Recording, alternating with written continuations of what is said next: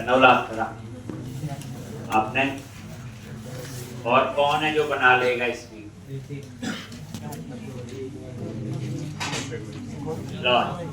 तो ये हम लोग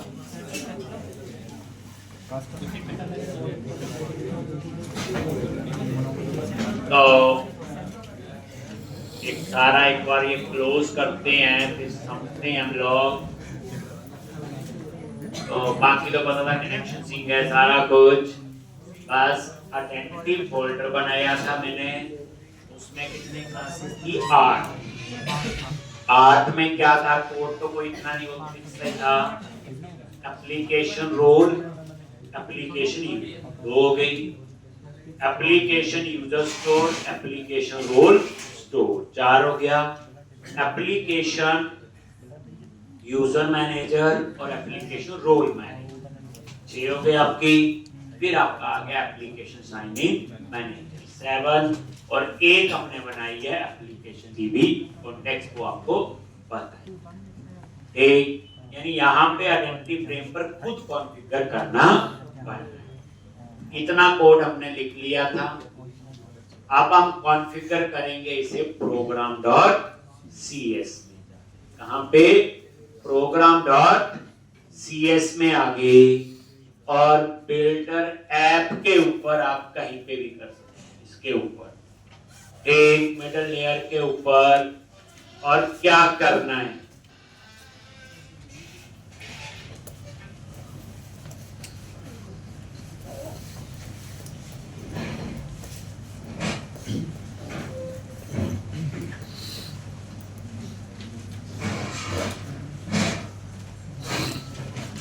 तो ये होते कुछ नहीं है, ये सिंपल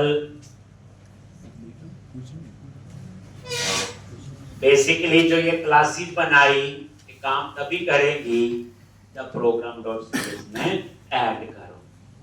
तो प्रोग्राम डॉट सीएस के इसके ऊपर आपने लिखना, ठीक है जी। यहाँ पे लो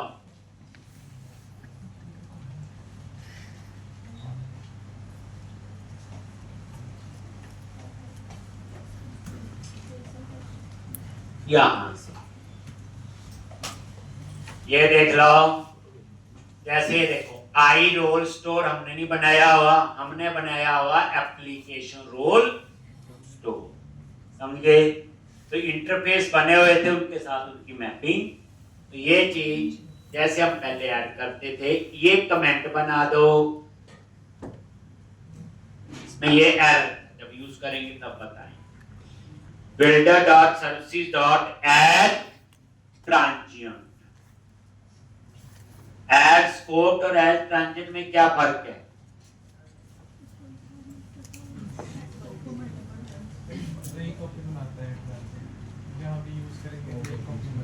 हाँ, एक को ही यूज करना है, ठीक। क्योंकि ऐड ट्रांजिएंट ये बार बार तुम चलाना लिखना हमने, एक उसके तो हम क्लासेस के ऑब्जेक्ट बना के बार बार यूज करते हैं, देखा होगा, जैसे हम लोग अपनी रिपोजिटरी बनाते हैं। तो ये लिखोगे बच्चे बिल्डर डॉट ये, तो वैसे लिखने की जरूरत नहीं है, ये सेम आप क्लास के बाद संदीप सर से ले लोगे, वही क्लासेस मैंने यहाँ पे ऐड की, ठीक। तो ये आपका प्रोग्राम डॉट सीएस में जो कोड है, यहां वो सारे ऐड किए। एक ये देखो, जैसे application user store, application user manager, role manager, application sign in manager, एक एप्लीकेशन रोल स्टोर, सारे हमने यहाँ पे ऐड किए, ठीक। तो यहाँ कुछ नहीं है, ये तो वही क्लासेस है, यूज तभी होगी जब हम यहाँ पे ऐड करेंगे। ये कॉन्फ़िगरेशन का पार्ट है, इसको लिखने की जरूरत नहीं, और लिखना तो पड़ेगा ही, लेकिन संदीप सर से आप ये कोड ले लोगे प्रोग्राम डॉट सीएस, ठीक। अब इसके ऊपर क्या लिखना है? कनेक्शन सिंक एक्सेस करना है।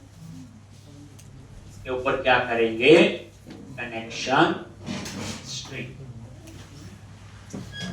तो ये लिखने की जरूरत नहीं बच्चे, सारा लिखना मुश्किल हो जाएगा। तो ये क्लास के बाद देख लो कहां पे लिखा हुआ ये कोड, इस ऐप के ऊपर, और जितनी चीजें हमने बनाई हैं अरेंटेड फोल्डर में वो सारी यहाँ पे ऐड। तो ये आप क्लास का डिट्टो सेम होगी, इसमें और मेरे में कोई फर्क नहीं हो। एक सिर्फ मैंने आई यूजर सर्विस बनानी है, तब आपको बताऊं। एक अब उसके बाद कनेक्शन सिंक एक्सेस करना है, तो वो आप लोग ऊपर लिख लेते हैं यहां पे connection string.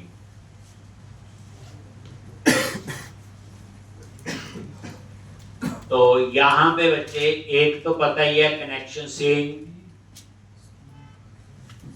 builder.configuration.get connection sync। इसके बाद में जो लिखना है वो थोड़ा सा चेंज होगा जो अभी तक लिखते थे।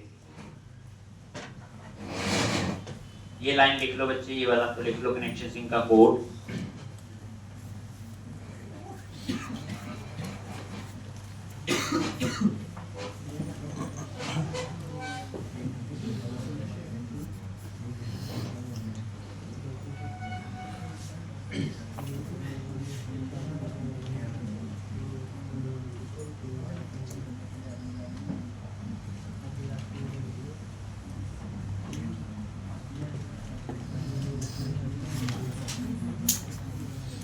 अब यहां पे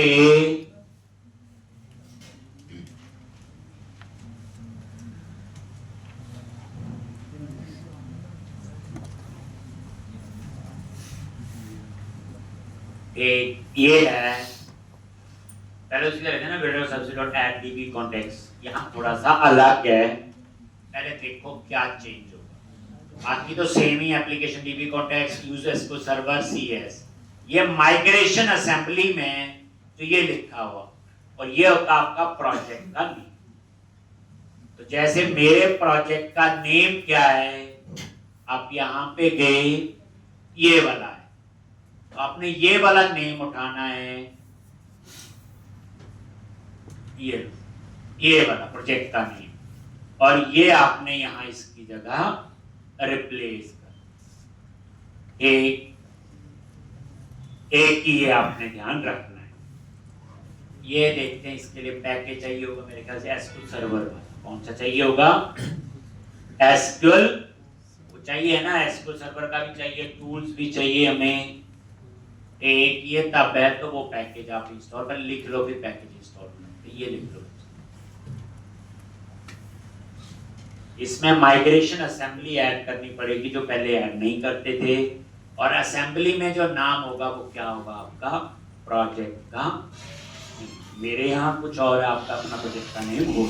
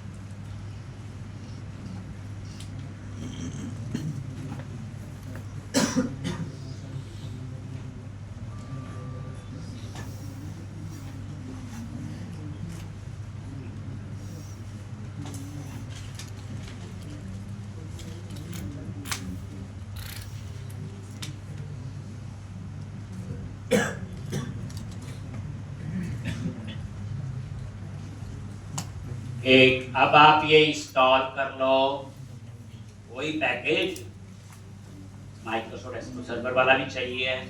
इसके लिए टूल्स का इसके लिए चाहिए होता है जो हम पैकेज मैनेजर कंसोल पे कमांड लिखते हैं, तो वो आप तीनों ही कर लो इंस्टॉल। अब बात करिए लॉजी मैनेज नगद पैकेजेस फॉर सभी,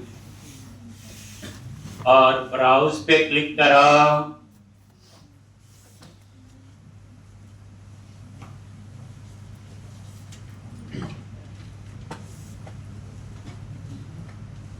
और यहां पे एंटिटी फ्रेमवर्क सर्च किया।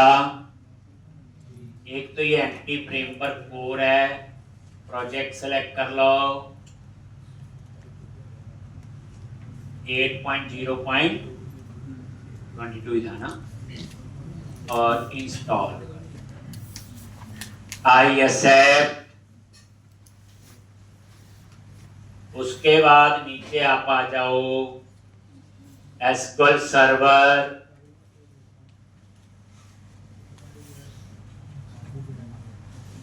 Install ISF,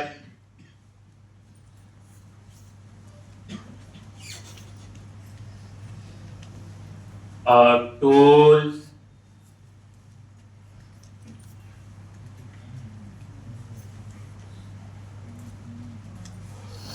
install ISF।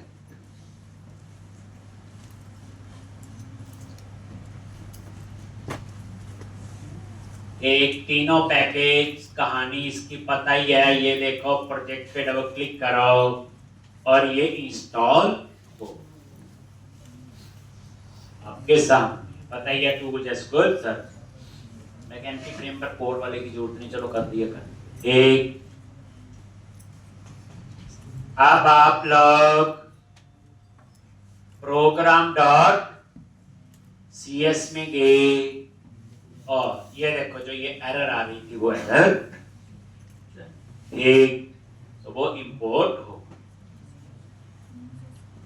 एक options dot use SQL server, तो उसका भी नेम स्पेस ऐड। पहले सिर्फ CS लिखते थे, याद होगा नहीं। अब ये असेंबली देनी पड़ेगी। हम यहाँ आइडेंटिटी फ्रेमवर्क को कॉन्फ़िगर कर, बस। अब मैं इसके बाद सिंपल क्या लिखूंगा, ऐड माइग्रेशन अपडेट डाटाबेस, ये 7 टेबल बना, बस। अब ये वाला काम हमें प्रोजेक्ट में नहीं करना पड़ा था क्योंकि वहां पे आइडेंटिटी फ्रेमवर्क एडिट था, हमने सेलेक्ट ही किया था जब प्रोजेक्ट क्रिएट किया। ठीक है जी। तो अब आप ये देखो package manager console,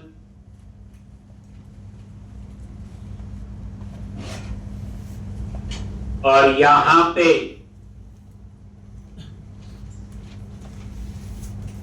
add hyphen migration init load, add hyphen migration init load, enter press किया।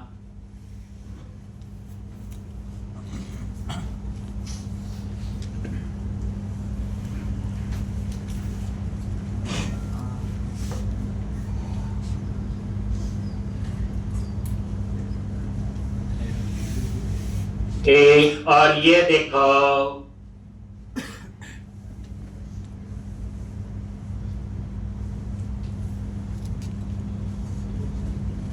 ASP.NET रूल,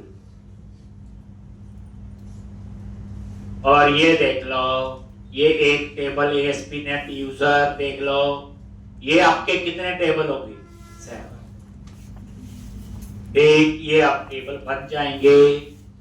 अपडेट डाटाबेस का ये माइग्रेशन फोल्डर बना लिया होगा, और यहां पे क्या लिखना है, अपडेट हाइफन डेटाबेस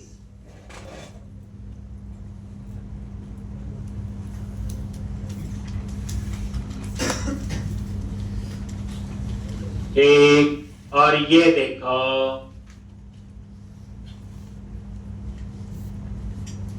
अब ये क्लोज करो और अब ये देखो बने हैं कि नहीं। तो इसका कनेक्शन सिंक में डाटाबेस का नेम देख लो, ये था। तो सर्वर एक्सप्लोरर में हम चेक कर लेते हैं। ठीक, यहां पे ये डेटाबेस ऐड कर लो। तो डेटा कनेक्शन पे राइट क्लिक किया, ऐड कनेक्शन, और यहां पे टैब /SQL Express, और यहां पे और ये आप ऑप्शनल कर दो, देन ओके।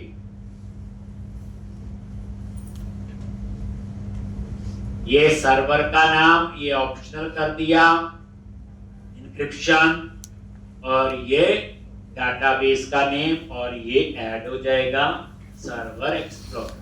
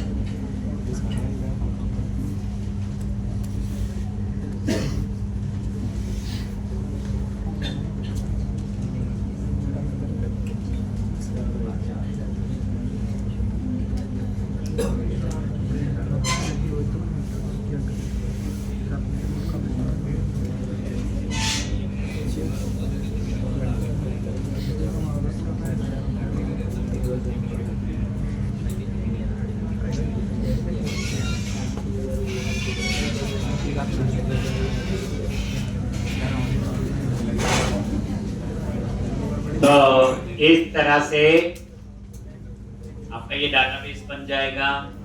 तो इससे ये पता चल गया कि आइडेंटिटी कॉन्फ़िग जो फ्रेमवर्क है वो कॉन्फ़िगर हो। एक अब ये देख लो, ये है ना मेरे ख्याल से,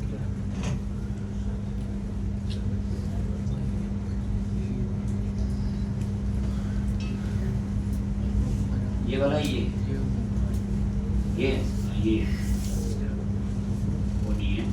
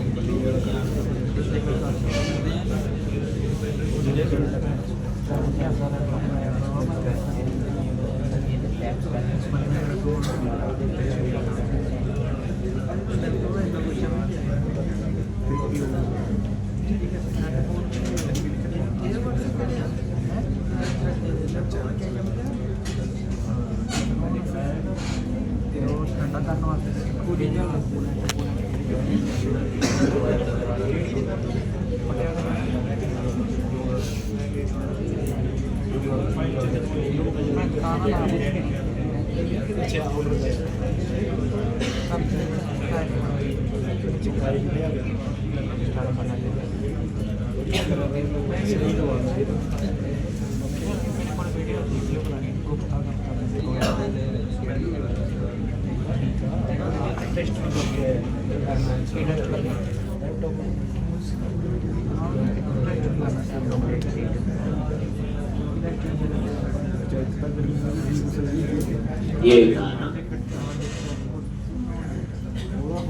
लो जी, ये टेबल्स, और इसमें सिर्फ 7 टेबल बने। फिर हम क्या करेंगे, 2-3 यूजर बना लेंगे, 2 को रोल और यूजर को रोल असाइन कर देंगे कोडिंग। पहले ऐसे नहीं, ठीक।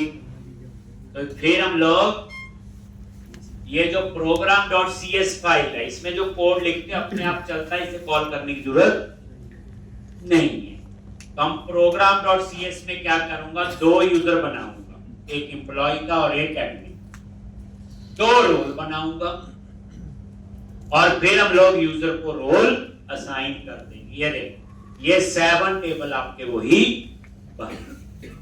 ठीक, तो अब क्या करो आगे, program.cs में गए, ये हो गया इतना जी। ये वाला कोड आप जब लोगे तो कॉन्फ़िगर कर ही लोगे इतना, ये तो मिल जाएगा, वही क्लास ही जाएगी। अब आपने डेटा ऐड करना है। क्या ऐड करना है, डेटा। टेबल बन गए, तो उसके लिए program.cs में हम स्टैटिक कोड डालेंगे।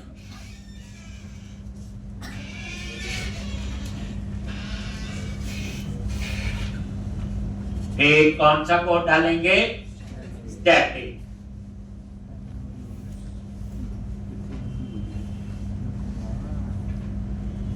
एक, और ये कोड हमने कहां लिखना है, देखो मिडलवेयर में आगे और ऑथराइजेशन के बाद क्या करना है, यहां पे add user and role, users add करने हैं और रोल। देख लो कहां पे, जब ऑथराइज हो जाएगा उसके बाद, और इस कोड को मैं कमेंट बना दूंगा, क्योंकि एक बार यूजर बन गया रोल।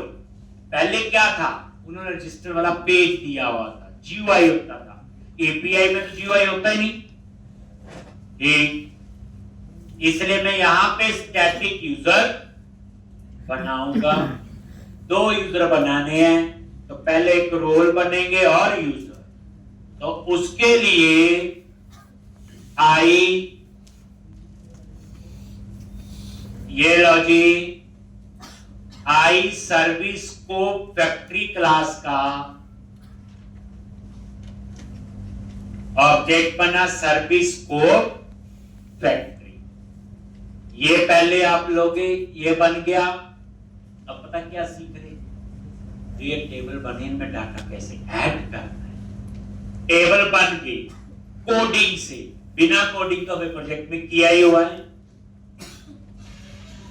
और उसके बाद आपने यूजिंग आई सर्विस लॉजिक, ये आ गया यूजिंग डिस्पोजेबल ऑब्जेक्ट बनाने के लिए, और यहां पे I scope service is equal to service dot create scope. तो ये आई सर्विस स्कोप टाइप का वेरिएबल ले लिया। आप सिंपल याद रखो, ये कोड क्या करेगा, टेबल में डेटा ऐड करना है कोडिंग से। अब उसके बाद रोल मैनेजर, क्या करना आपने, रोल मैनेजर और यूजर मैनेजर के लिए 2 वेरिएबल लेने। ये आपका एक हो गया, किसके लिए, रोल मैनेजर, और ये देखो यूजर मैनेजर आ गया ना, एप्लीकेशन रोल और एप्लीकेशन यूजर। आगे लिख दिया रोल मैनेजर और यूजर मैनेजर। ये 2 वेरिएबल ले लिए।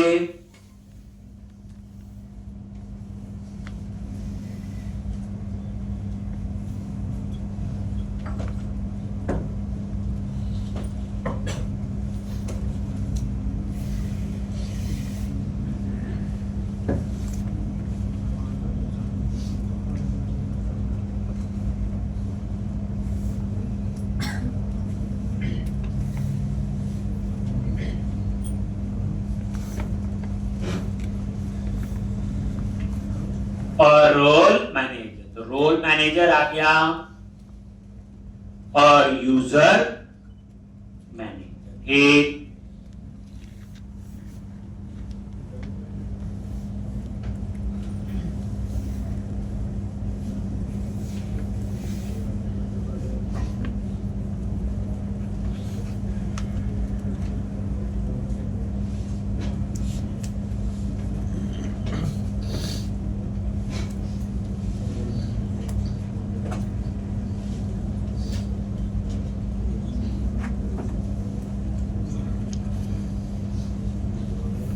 एक ये दो वेरिएबल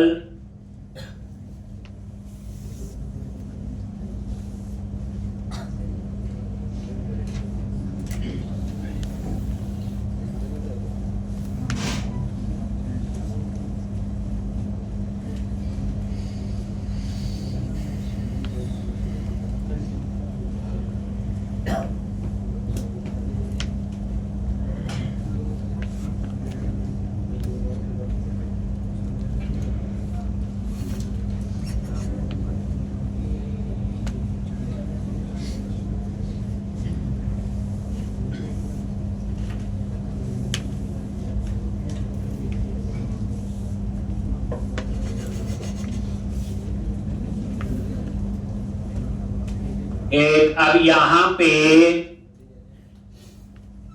सबसे पहले अब रोल क्रिएट करेंगे। क्या क्रिएट करेंगे? Create role. तो पहले चेक करेंगे रोल बना, वही role manager dot role C. तो यहां पे एक रोल मैनेजर डॉट और रोल का नेम दे दिया एडमिन। आसिक है तो आगे क्या आएगा? अवेयर और नॉट लगा दिया, ऐसा लिखा हो आपने, याद होगा। अगर ये रोल नहीं बना है, फॉल्स है एडमिन नाम से, तो ये रोल बना है। एक कैसे? वेर एक वेरिएबल ले लिया role is equal to new application role, type का वेरिएबल रोल डॉट नेम, और ये रोल का नेम दे दिया एडमिन। और अब हम ये रोल बनाएंगे, तो ये अवेट वही role manager dot create async, और ये रोल बन जाए। बस इसी तरह से दूसरा रोल बनाना अपने एम्प्लॉय के लिए, सेम है। बस रोल का नेम क्या दे दिया? एम्प्लॉय, और यहां पे एम्प्लॉय।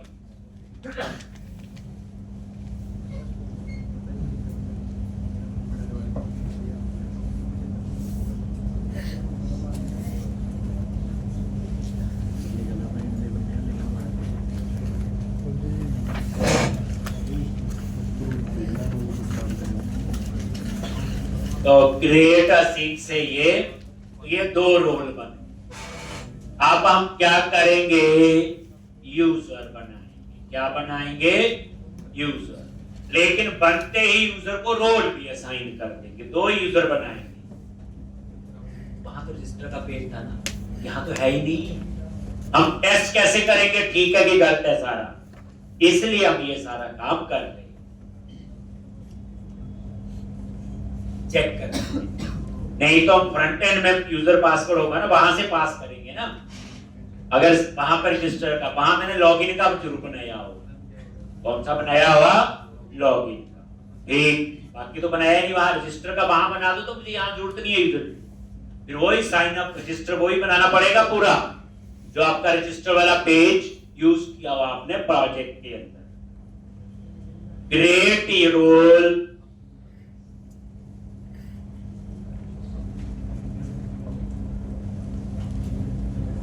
Create user.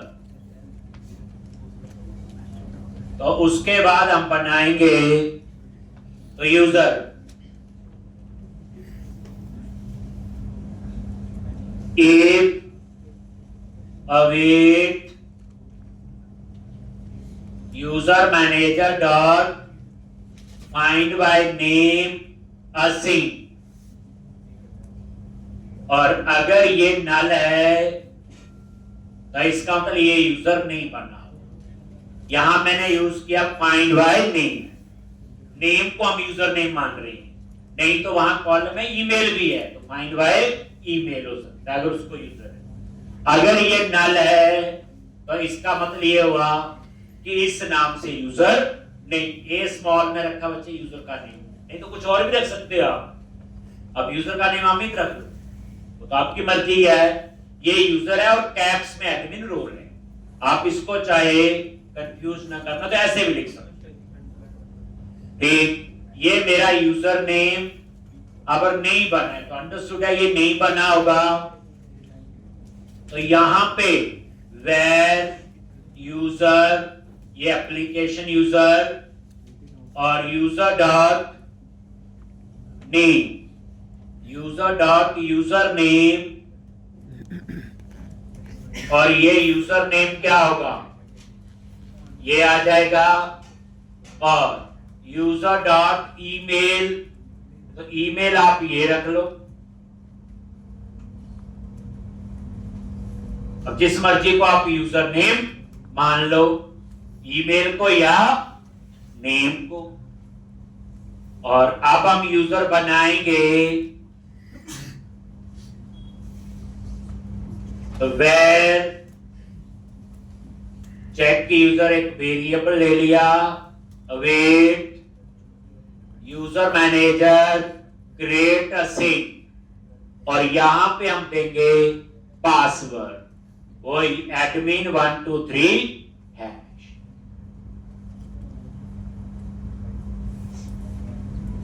अगर ये सक्सीडेड है, यूजर बन गया है, तो उसको फिर रोल असाइन करेंगे। क्या करेंगे फिर?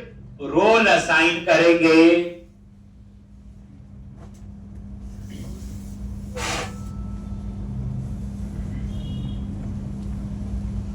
if check की यूजर डॉट सक्सीडेड, अगर ये ट्रू है तो इसका मतलब क्या हुआ, यूजर सक्सेसफुली बन चुका है। अब हम इस यूजर को रोल असाइन करेंगे। क्या करेंगे? रोल। कैसे?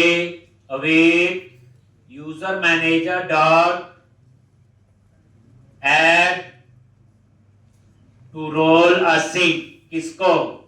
यूजर को। कौन सा रोल? एडमिन। ये यूजर जो ऊपर वेरिएबल और एडमिन।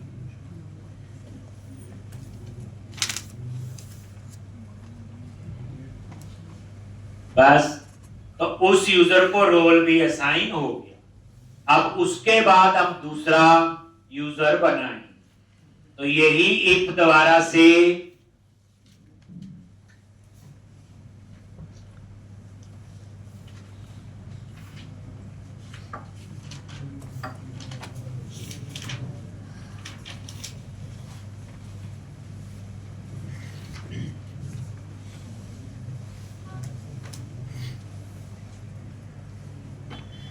लॉजिक, और यहां पे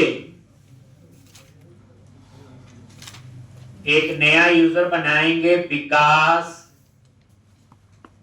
ऐसे नेम दे दिया, ये आपका आ जाएगा, ये भी आपका ऐसे, और ये यूजर बन जाएगा आपका। बस उसको रोल क्या देना है? एम्प्लॉय। बस अब हम ब्रेक पॉइंट लगा के इसको टेस्ट कर लेंगे, तो इसमें क्या होगा, दो यूजर बनेंगे, दो रोल, और उन यूजर को रोल भी असाइन हो जाएगा। एक 3 टेबल का काम यहां पे हो कोडिंग से। इसका कुछ पार्ट हमने पहले भी डिस्कस किया। एक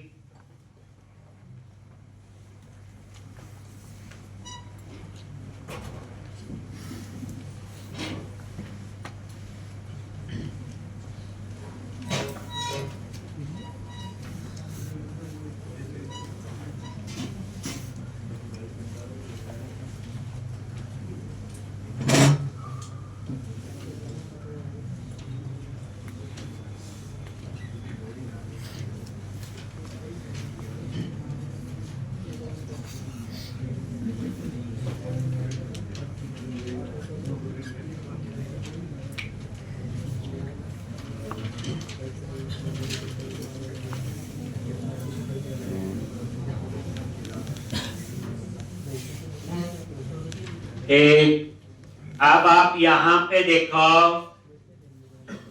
आई सर्विस को फैक्ट्री में ब्रेक पॉइंट लगाना। देखें, जैसे आप रन करोगे तो ये कोड अपने आप चलेगा। program.cs का कोड कॉल करने की जरूरत नहीं होती। कॉन्फ़िगरेशन का मीनिंग यही। अगर मेरा ठीक है लॉजिक, ये 3 टेबल में डेटा एंट्री करेगा, ASP.NET यूजर, ASP.NEट रोल, ASP.NEट यूजर रोल। आगे आइए, देखो ब्रेक पॉइंट पे F10, ये logic role manager, user manager, ये चेक कर रहा है ये रोल बना है कि नहीं। चेक करेगा, नहीं बना हो तो ये रोल ये बन गया और क्रिएट अ सीन। ठीक, और यहां पे ये दूसरा और ये आपका बन।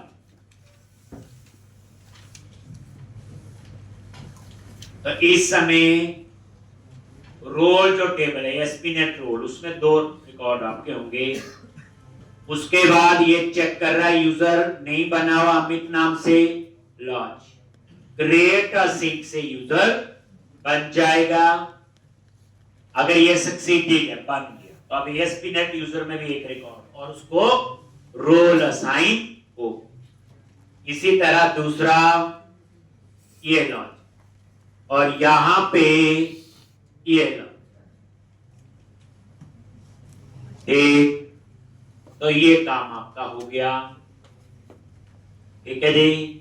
अब इस कोड को चाहे कमेंट बना, क्योंकि अब एक बार बन के बार बार थोड़ी बनेंगे। कहां से लेके, ये आई सर्विस स्कोप से लेके ये यहां तक।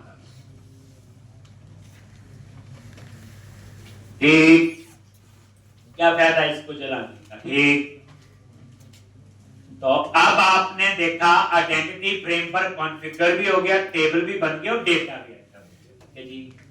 अब हम अपना काम करेंगे जो हमें चाहिए। अब इसमें कोई लेना देना नहीं कि एपीआई ने क्या काम करना है। ठीक, आपने यूजर बना लिए, रोल बना लिए, रोल असाइन कर दिए।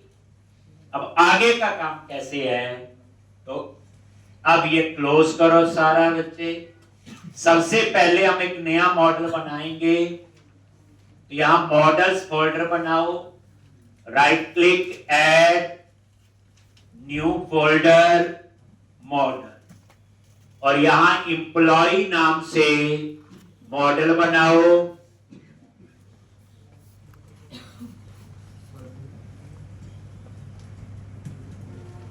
एम्प्लॉय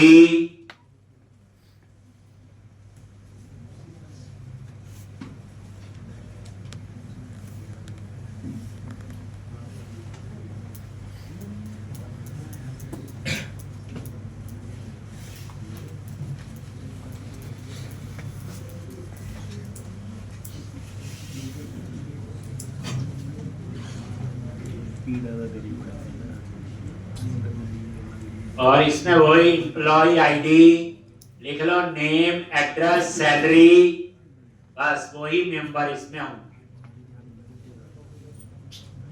एक आईडी, नेम, एड्रेस और सैलरी, ये लो। अब एप्लीकेशन डीबी कॉन्टेक्स्ट में इसको ऐड करो और ऐड माइग्रेशन अपडेट डाटाबेस।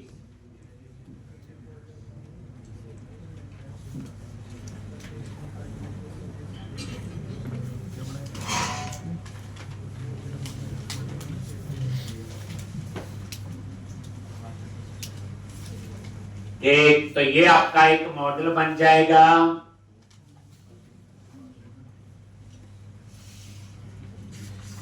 अब उसके बाद क्या करना है, आइडेंटिटी में जाओ और एप्लीकेशन डीबी अब अपने बनाओगे, अब अपनी कहानी है। एक पर ये जो आइडेंटिटी फ्रेमवर्क का सारा कंसेप्ट है कोडिंग से, ये एक बार समझ लो, इसको एक बार टेस्ट कर लो। जहां भी जरूरत पड़ी एपीआई में डिट्टो चलेगा, चाहे जो मर्जी रिक्वायरमेंट हो, यूजर तो बनेगी। ठीक, अब एप्लीकेशन डीबी कॉन्टेक्स्ट और यहां पे आप ऐड कर लो डीबी सेट, क्या नेम है, एम्प्लॉइज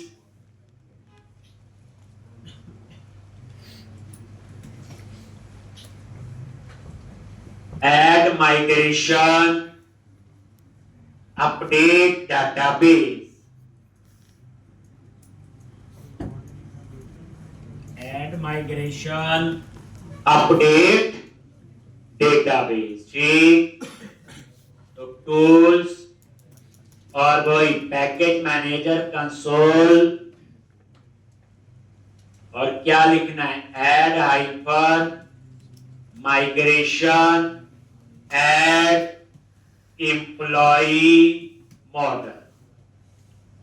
ठीक, अब 7 की जगह फिर 8 टेबल हो जाएंगे वहां पे, और कर देंगे लास्ट में अपडेट डाटाबेस। ये देखो माइग्रेशन फाइल बन गई एम्प्लॉइज, और अब क्या लिखते हैं पता ही है, अपडेट आइकन डेटा बेस। अब कोई मैं इसके लिए लॉन्च, ठीक, नहीं तो हमको जीटीओ रिपोजिटरी आपने वही प्रोसेस फॉलो करनी जब आपने एक्चुअल में प्रोजेक्ट बनाना है। ठीक, तो अपडेट डाटाबेस, तो अब आप ये देखो क्लोज किया। ठीक, और यहां पे सर्वर एक्सप्लोरर पे देखोगे, ये टेबल्स को रिफ्रेश कर लो, एक टेबल और, ठीक, और यहां पे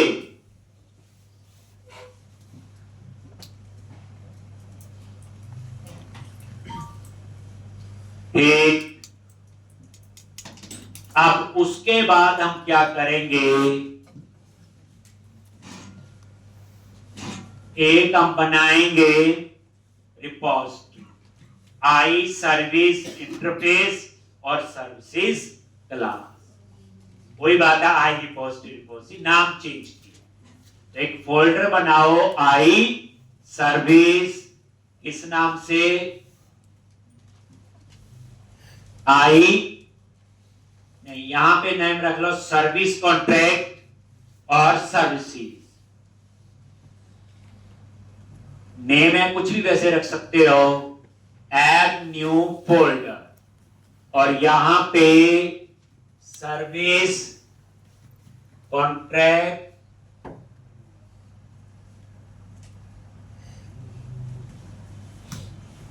एक सर्विस कॉन्ट्रैक्ट, इसमें हम इंटरफेस बनाएं। एक फोल्डर और बनाओ, बाहरी बना लो, चाहे ऐड न्यू फोल्डर, और उसका नेम दे दिया सर्विसेज। इस फोल्डर में हम बनाएंगे क्लासेस, और सर्विस कॉन्ट्रैक्ट फोल्डर में बनाएंगे इंटरफेस। अब सर्विस कॉन्ट्रैक्ट में गए, यहां इंटरफेस बनाएंगे आई यूजर सर्विस। बात वही है, तो ये नहीं सोचना कि रिपोजिटरी लिखने से ही रिपोजिटरी बन गया, तो रिपोजिटरी है ये। तो सर्विस कॉन्ट्रैक्ट पे राइट क्लिक किया, ऐड क्लास इंटरफेस, और इसका नाम रख दिया आई यूजर सर्विस, लॉजी आई यूजर सर्विस। और इसमें हम एक दो मेथड क्लियर करेंगे। एक तो आई यूजर सर्विस में ये, और एक काम करो, ये ऑथेंटिकेट मेथड बना रहे, जिसमें दो चीजें होंगी, जो यूजर नेम पासवर्ड पास करेंगे, अगर वो ठीक है तो एप्लीकेशन यूजर में उसकी इंफॉर्मेशन रिटर्न हो, उसमें टोकन भी होगा, लेकिन टोकन तो मैं न लाएगा क्योंकि टेबल में तो टोकन है ही नहीं, ध्यान से। तो यहां पे मैंने क्या किया हुआ, ऑथेंटिकेट में सिर्फ दो चीजें चाहिए, क्या यूजर नेम और पासवर्ड, या तो मैं एक काम करूं यहां पे सीधा एप्लीकेशन यूजर क्लास का वेरिएबल ले लेता हूं, एक ऐसे तो भी हो जाएगा। लेकिन इस एप्लीकेशन यूजर में तो 25-30 कॉलम होंगे, जो आपके एस्पिनेंट यूजर के वो भी होंगे, बट हमें जब जरूरत ही कितने की है, यूजर नेम और पासवर्ड, तो हम इसके लिए क्या बना लेंगे बच्चे, लॉगिन व्यू मॉडल। ठीक, तो अब हम क्या करेंगे, एक व्यू मॉडल बनाएंगे मेमोरी सेविंग के लिए, जहां जरूरत ही यूजर नेम पासवर्ड की, बाकी क्या है नहीं। तो अभी तक हम सोच रहे व्यू मॉडल इसलिए बनाते हैं मल्टीपल टेबल नहीं। अब देखो इस बार एक ही टेबल था, उसमें 25 कॉलम है, मुझे 2 की जरूरत है। तो लॉगिन व्यू मॉडल आप कहां बनाओगे, मॉडल्स पे आगे यहां एक फोल्डर बना लो, व्यू मॉडल, व्यू क्या मॉडल्स, और इसके अंदर add class login view model.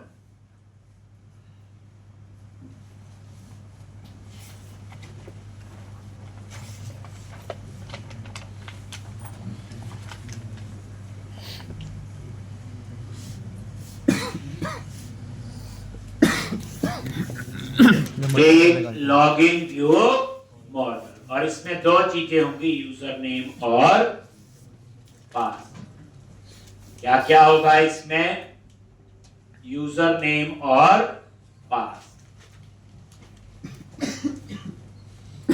ये लो। तो आपने मॉडल्स के अंदर एक फोल्डर बनाया व्यू मॉडल, उसमें क्लास बनाई लॉगिन व्यू मॉडल, और उसमें आपने 2 चीजें बता दी, यूजर नेम और पासवर्ड।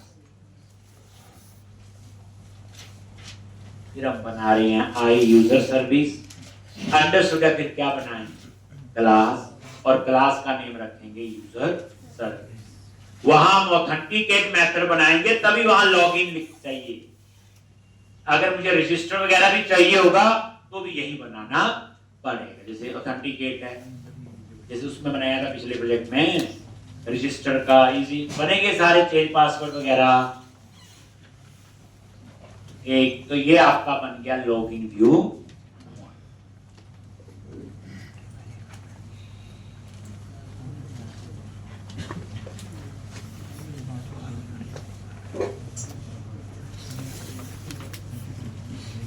ये बच्चे टेक्निकल असाइनमेंट है, ये प्रोजेक्ट की शेप आप लेना चाहो ले सकते हो, लेकिन ये टेक्निकल, जैसे आइडेंटिटी फ्रेमवर्क एपीआई में कैसे यूज करना है, JWT कैसे यूज करना है, और फ्रंट एंड उसमें एंगुलर। एक तो इतना आप लोग ये करोगे, कल हम लोग फिर ये सर्विस का काम करेंगे। आई यूजर सर्विस बनाए